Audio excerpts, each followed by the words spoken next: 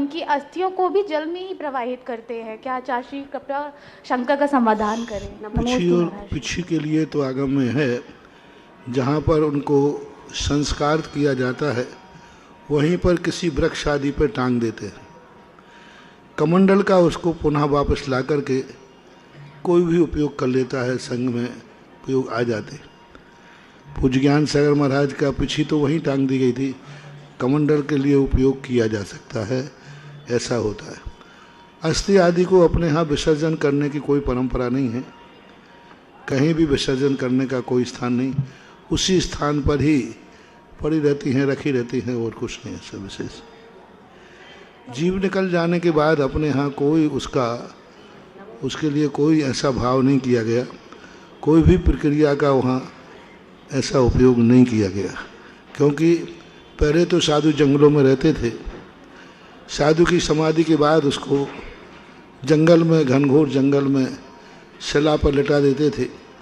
पशु पक्षी उस शरीर का भक्षण कर लेते थे, अस्थियां बच जाती थी तो पड़ी रह जाती थी।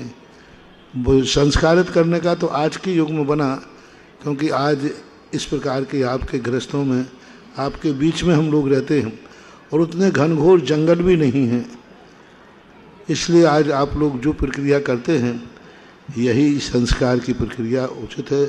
आगे और कुछ भी उल्लेख नहीं है, न कुछ करना चाहिए। चलिए, श्री पंकज जैन गंगवाल और तैयार रहेंगे श्री अमित जैन मंगल, तीर्थोदय अध्यक्ष बामोर कला से। महाराज जी के चरणों में नमोस्तु, क्षुल्लक महाराज जी के चरणों में इच्छामि। महाराज जी, निदत्ति निकांचित कर्म क्या होते हैं व इनका बंध कैसे होता है? निधत्त कर्म वो कहलाते हैं जिनकी उदय उदीर्णा नहीं होती, यानी जो कर्म किया है वो अपने समय पर ही उदय में आएगा और उसकी उदीर्णा करने के लिए कोई नहीं, वो अपने समय पर फल देगा। लेकिन हम आगे पीछे कर सकते हैं, लेकिन फल जरूर देगा, उसका संक्रमण नहीं किया था। उत्कर्षण हो सकता, अपकर्षण हो सकता, और संक्रमण नहीं होगा। आगे पीछे उसका उत्कर्षण अपकर्षण करेंगे, लेकिन तुम कहें कि अन्य रूप उदीर्णा हो जाए, पर रूप हो जाए, ऐसा नहीं होगा।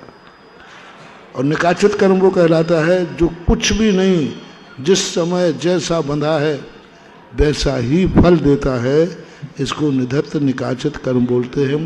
अर्थ ये है कि कितना भी उपाय करो वो अपना फल देके रहता है, ऐसा।